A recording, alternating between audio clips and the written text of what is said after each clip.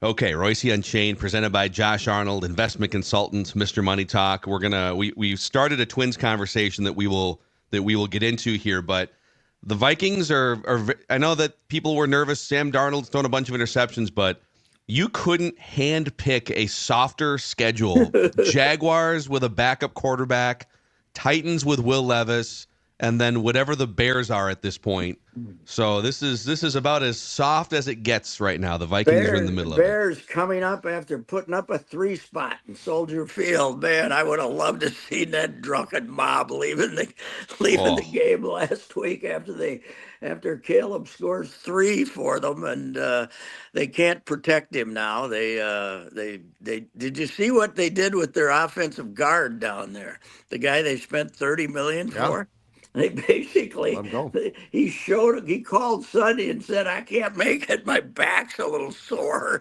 And that was it. They said, yeah. what did he play? 13 plays or something for 3 million? It's 30 million. It's unbelievable.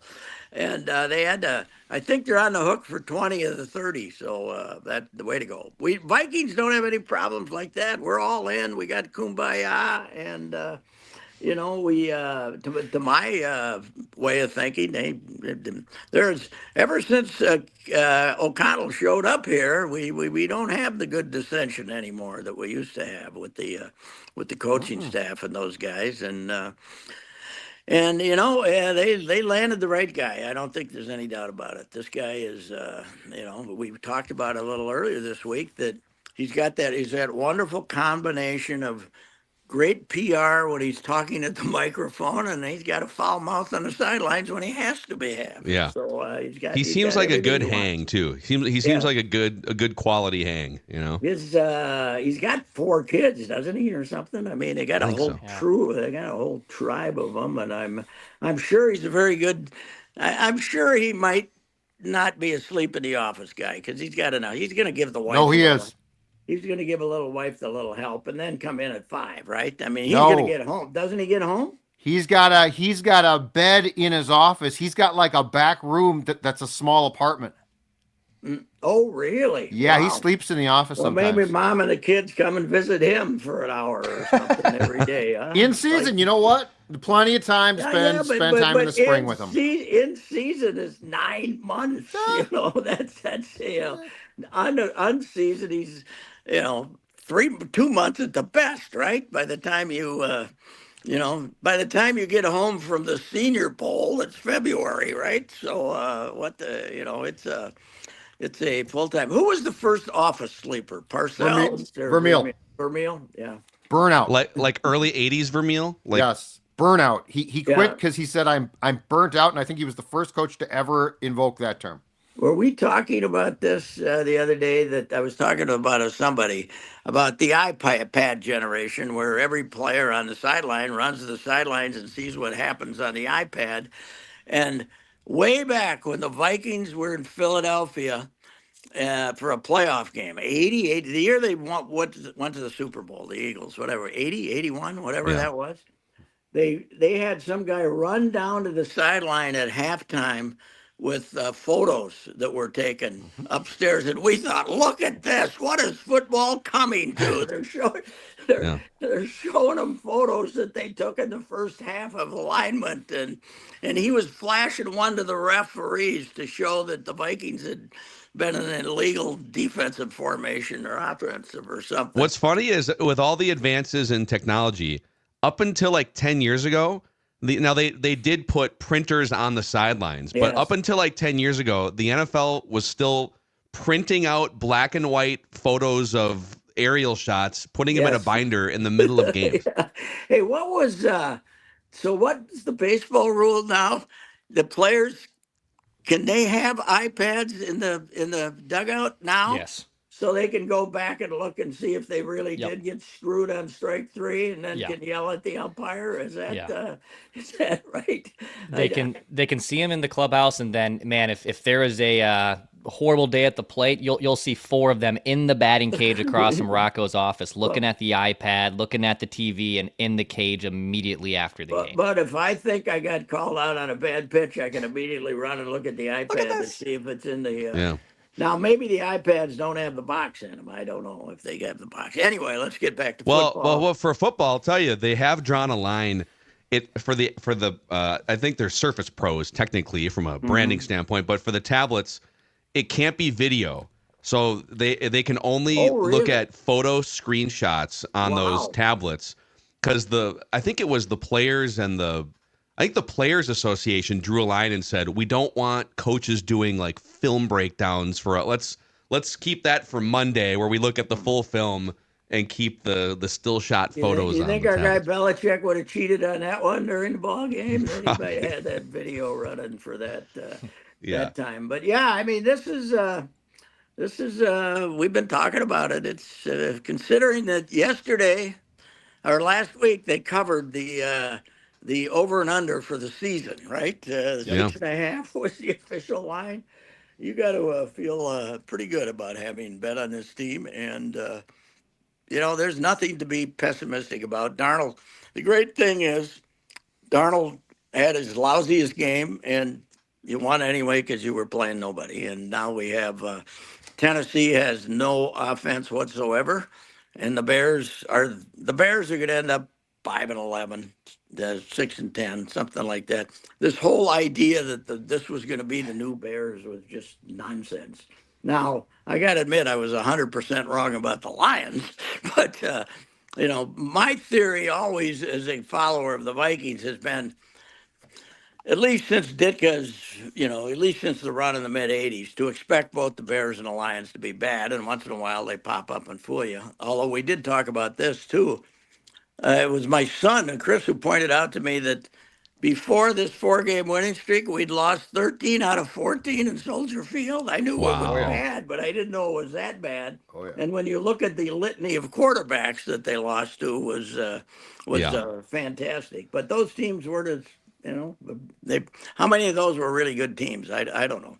This is you had the Favre team, and this has kind of been a stretch. This century has not been the glory period for the Vikings, really. I mean, they've popped up once in a while, but when you look back at history, they've had very few bad stretches, and they've had a couple, three of them here in this century. So they haven't been on the cusp, but now who knows? They're gonna. I don't think that. If they get a home, I think if they get a home playoff game, they'll probably advance this year and win one anyway. Yeah. By the way, on the Bears, they had a chance 2 years ago because they did the same thing the Vikings did, which is general manager, coach, and the Vikings Yes, interviewed Ryan Poles, and so there was some yes. crossover. But the Bears had a chance. They could have hired Kevin O'Connell, I'm sure. Hmm. They could have hired Jim Harbaugh to come back to Chicago. He was desperate for an NFL job. Yes. And they picked Matt Eberflus, and Hmm. they're gonna can him probably at the end of the season. Yes. But where would the Bears be? So the Chargers with Harbaugh, number one defense in the league this year. They're 6-3. They're just turning guys into weapons that were nothing. Helps to have Justin Herbert, but where Yeah. would the Bears be if they had just hired Jim Harbaugh instead? Yeah. Well, they would have been better off than they are now. And the other thing, and if they would have hired, let's say, Kwesi instead of this guy, and then O'Connell, and brought in O'Connell and had the same opportunity in the draft, do you think these guys would have looked at Caleb and said he's the answer, or would have they said let's trade this down to about number 8, get a couple of players for this guy, and get McCarthy or one of those guys? So, and Yeah, I'm wondering yeah, if I wonder if they would have been all in on Caleb. It's hard to say, but yeah. I don't know. As we've talked about, Daniel's turning out to be the best. I think has been a surprise to me for one, but I guess people, a lot of the insiders didn't feel that way. Although last night they let one get away from That them. was a tough loss for the They had a Commanders. chance to beat the Eagles, and they let that one get away. Eagles, great second half team. They don't do anything in the first quarter, but they'll run it up in the second That half. Saquon man is special. This guy had to. This guy had to save his job this year too. If they started off poorly, and they were going to run him out, Sirianni. Sirianni, yeah. But hey, that's something I'm sure you guys have talked about it a lot. But is the running back being reappreciated here? I don't think they're going to be breaking the bank, but are we back to liking great running backs again? I think they're more on the forefront now, but I will say this, a lot of them, like Saquon, are so multidimensional too, Yes. Pat. Like you watch him and what he brings and can do. I think what we're finding is if you get the freak athlete especially and put him at that position, you can do a lot of different things. Oh yeah, well, Aaron Jones, you're finding that out right here. Is it? But the other thing is, even if you get the premier running back, I don't think you're going to kill him. Right? You're not going to try to. Now Saquon is running it a lot, but I don't think you're going to have him out there for 60 plays, right? 50 plays, handing it out. Handing it out to the running back 30, 35 times a game like they used to do in Denver is not going to help Terrell What Davis. That's not going to happen anymore. What's amazing is I just pulled up the rushing yard leaders, the availability of these guys. Like anyone could have signed. Yeah. So of the top 4 leading rushers, 3 of them were free agents on the market for anyone to sign for 10 million or less. Saquon Barkley, Derrick Henry, Josh Jacobs signed with the Packers. And I mean, hell, even Aaron Jones was just sitting there, just pay him $7 million to come in and be awesome. They're just available. I thought the Packers were idiots to get Jacobs. I thought he was used up. I think he had the most carries in the league in the last 5 years, something like that. Mm-hmm. But he's been pretty good. And they're obviously the Vikings contender for the second best team in the division, but I think the Vikings are better than they are because the quarterback is no worse than Love, and the rest of the things is going around. I'm sure glad I'm not the one paying. How did the NFL? And I'm never going to feel sorry for NFL owners with the money they're stealing and the fact that they can take it back. I always talk about Chad Greenway. They basically made him take a $4 or $5 million haircut. Then he played 400 and some plays, and they didn't give him any of those money back because somebody got hurt.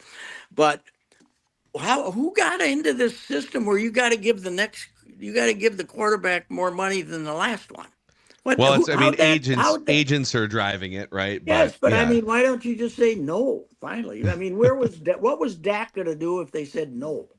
I'm gonna no. We're not giving you any more money. This is it. You're gonna have to settle for 50. Yeah. I mean, I agree with you. And I would be willing if I were the Cowboys, or if Brock Purdy's good, but if you pay that guy $60 million, you're crazy. What's your roster, right? Yes. So I would be willing with Dak to say, dude, we're not going to pay you. We'll pay you 50. We're not going to pay you 60. And if he walks, I say, cool. We'll pay you what you're making. He was making damn near 50, right? Wasn't he? Mm-hmm. He was. I don't get it. I don't get how they do business so smart in all other ways. Yes. I don't understand how they got themselves into this. Well, we had to pay the last guy, so the agent.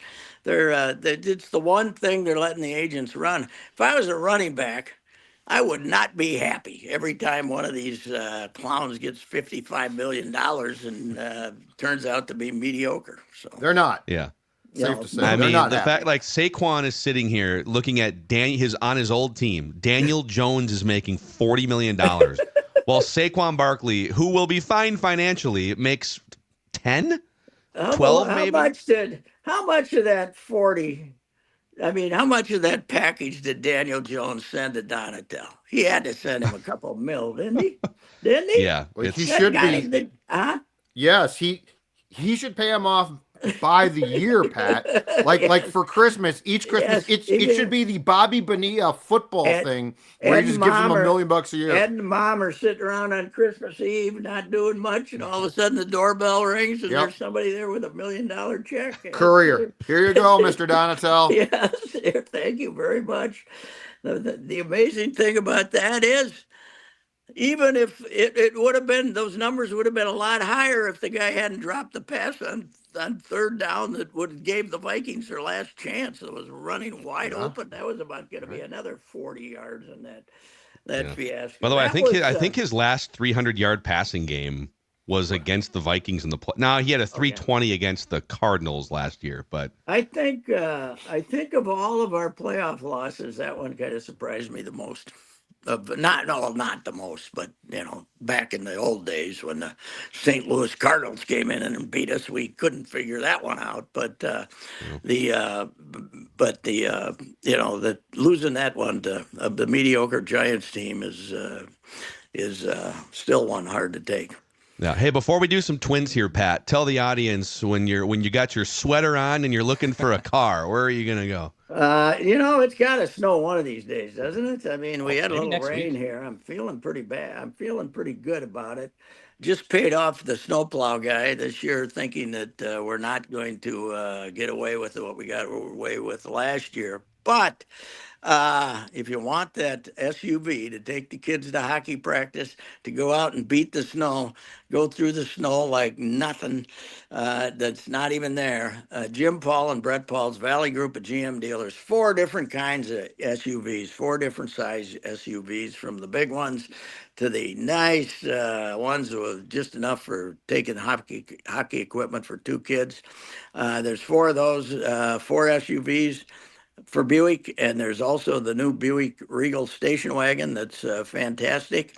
And we also have, big heavy duty trucks that a lot of people are driving now. I'm about to be going to kids' hockey games, and I will be pulling into those parking lots, and I will have the only sedan in the parking lot. It'll either be trucks or SUVs, and the variety available at Jim Paul and Brett Paul's Valley Group of GM dealers, good prices, good rebates, low interest rates. Apple Valley and Hastings, the Valley Group of GM dealers. I recommend them highly. I've been dealing with them for about 15 years now. Love it. The Twins, your thoughts? Hot stove season here, Pat. Uh, you know, I'm Jeremy Zoll's going to be an interesting case as the general manager. I wonder if he'll let his personality come out a little more, because he's been a pretty quiet fellow as the head of the minor leagues. And I don't know. Does this move Drew McPhail up to the head of the minor leagues? Is he going to? He was like the number 2 guy, wasn't he? I don't know if it will or not. But that's what that did, I guess, is show us that. Thad Levine was not seeking other opportunities. His departure was not tied to. It was time for him to accept new challenges. His contract was up, and they told him they were going to hire a GM, and it wasn't going to be him. So Yeah.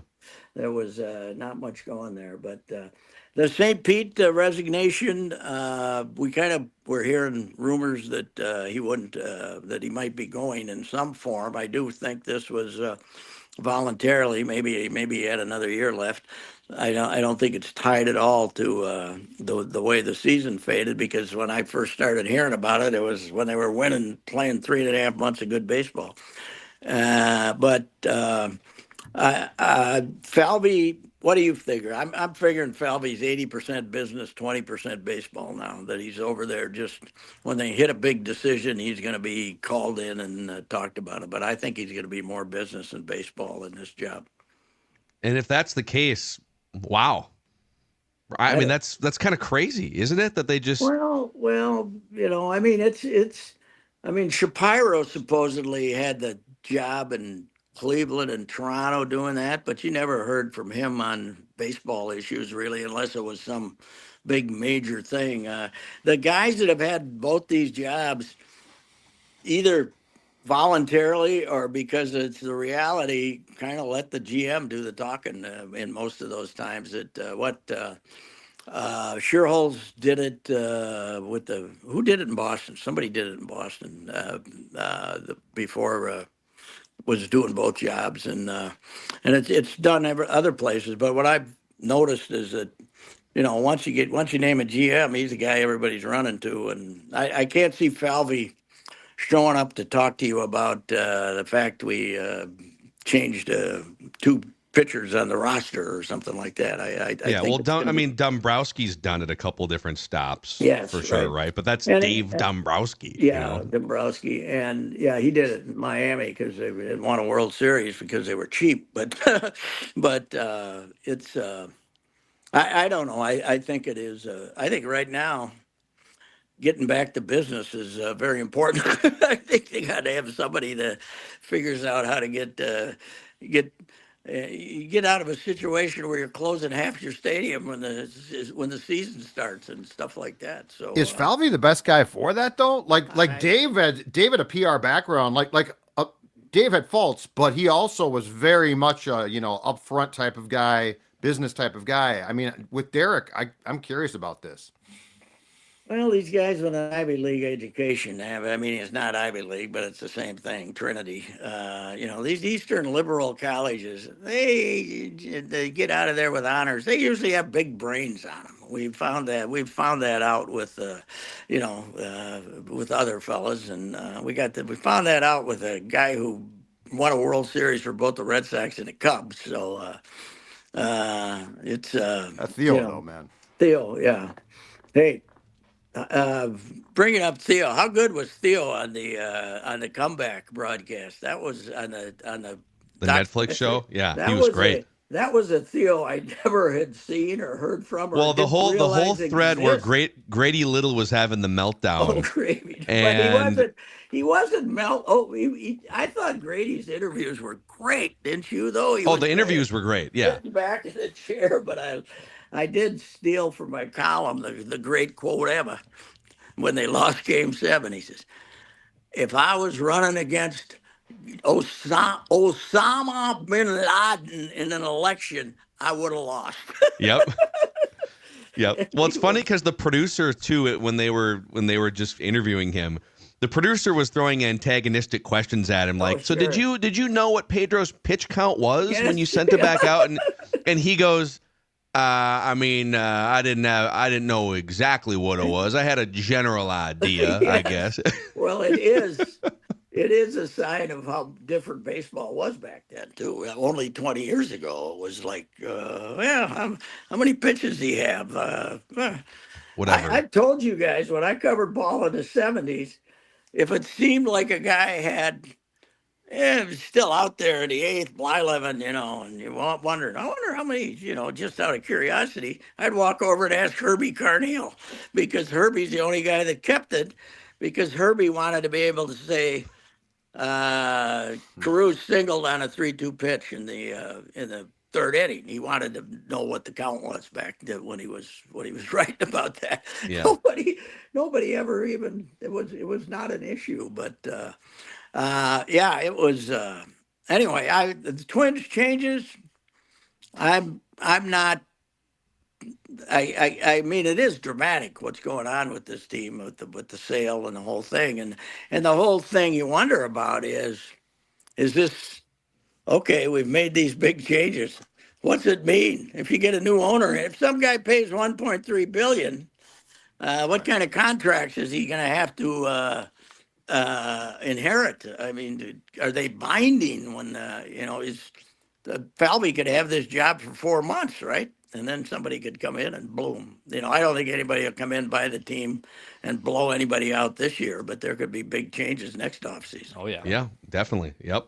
What do So, you think the well, Rocco situation is? I mean, he's obviously back, but I thought I recognized a little bit of a melting of the love affair there between him and the front office. I don't know. What do you think, Declan? You were around. I don't get the sense that Rocco wants to be a manager for the rest of his life.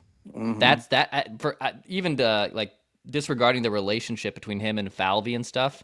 He doesn't strike me as a lifer that's going to be managing in baseball for the next 20 years. I don't think that's his route.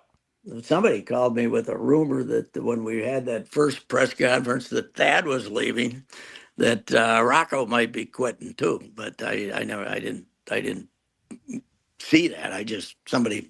I don't know if that person thought he had a hot scoop or he was speculating because he was not. He was on the fringe of the Twins' brain trust. But yeah, I don't know what it's. Do you think that the off season will mellow things out a little in the changes, and we're still going to have to go to Fort Myers next year bashing the Twins because the payroll isn't changing, or are we going to be? Are we gonna give them a redo here? What do you think with the public? I mean, spring training I think is always like exciting, but I will say there's going to be a slow burn long term with Minnesota sports fans liking the Twins until they're legitimately in the playoffs again. Like they could be over 500 You know, all season. you They're know not what going to could care. you know what could really help them though? If the Timberwolves go 38-44 and miss the playoffs, then everybody will be Yeah, bashing them. siphon some off. Or if the Wild Don't forget about my Wild, man. if the Wild get to the Stanley Cup Finals, we won't even know the They're Twins a are playing. wagon, So yes. that'll be great. So, Oh, Unbelievable. wagon. Yes. Let's A go. wagon. Yeah. That's what the kids say, so I'm hip. It hey, is, how many of those guys that got hurt last night are hurt? Do we know? We don't know yet. No. Are you kidding? They You know they what barely I- recognize that they're hurt. I know I got to go here, but I got to tell you, the backstabbers, also known as the Frost, started their practice yesterday. You know and one of the Heisey, the gopher, Parker Fox's girlfriend, I think. Did I read that? That's Parker correct, Fox's yes. girlfriend. They're not. Well, she likes older men, but maybe because Parker's about 33 now. But anyway. She's got some kind of an injury, and they're doing the whole NHL. We can't tell you what it is. It's lower body, even though they know it's everybody knows it's the knee, and then the coach had something even more vague for that injury because those teams that are playing the mighty Frost are just out there waiting to give her a run into her bad knee. So hockey's gotten goofy, man, as far as covering up injuries. Yeah, well, lower body, upper body. It's pretty soon we're going to even make it Yes. less specific than that. All right, Pat, we will catch you again next week, sir. Enjoy your football weekend. I'm heading to the, it's not the Prep Bowl, whatever the heck it is, the Prep semifinals, couple of games down there tonight. So, All Love right. it. Love See it. you Where the Ziggy? All right. Yep. Reusse Unchained, presented by Josh Arnold.